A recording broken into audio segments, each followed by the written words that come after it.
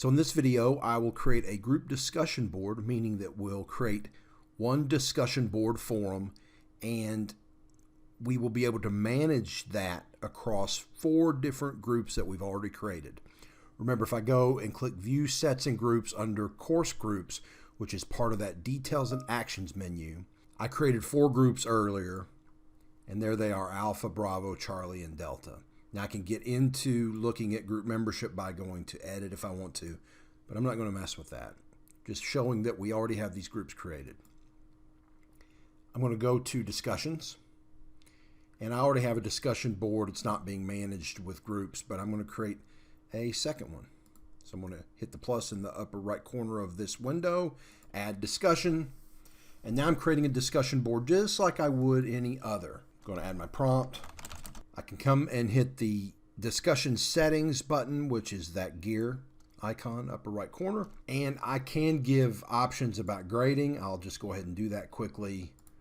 Assign some date well in the future. We'll just take the default settings for points and category and maximum points, but I'm going to click Assign to Groups. So this is a situation where you could create a brand new group set for this, which could be as many groups as you would care to add by scrolling down at the bottom of the screen and hitting a plus. I'm not going to do that. I'm going to utilize groups that are already in our course by clicking under Group Students and Reuse Groups, Group Set, Group. Don't get confused by the presence of groups. This could be anything. This is just the group set, which I called group from the prior video. When I do that, I see my Alpha group, Bravo group, Charlie group, and Delta group. I'm going to go ahead and save this discussion board, and I'm going to also go ahead and save my prompt. In doing this, I've created my group discussion board for these 4 groups. Notice right now we are in the Alpha group for the purposes of this discussion.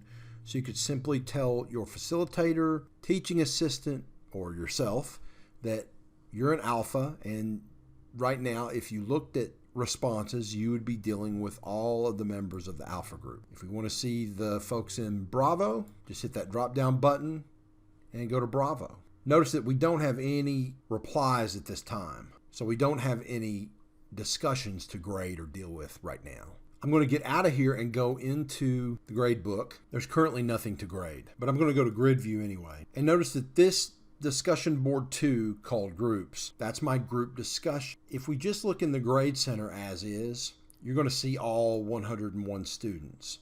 To look at the work in a specific group, remember I can use my filter mechanism. I can say I want to look at this grade center based on group membership. So then I just come down to Bravo, let's say, and hit apply. That's the way to filter out those responses. So when we look at this discussion, we see that we have 4 groups already assigned to it.